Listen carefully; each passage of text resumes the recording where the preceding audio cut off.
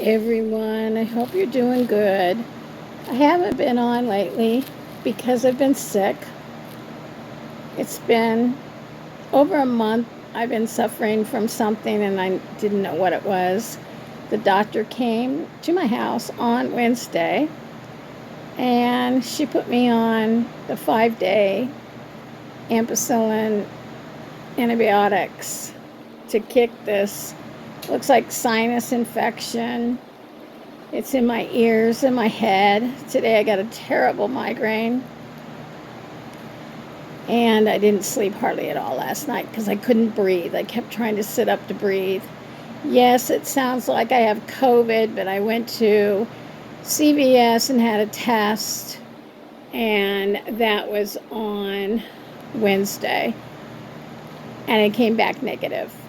So I know it's not COVID.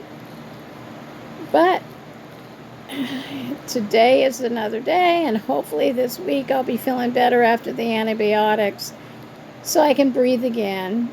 It's so scary to wake up in the middle of the night and not be able to breathe.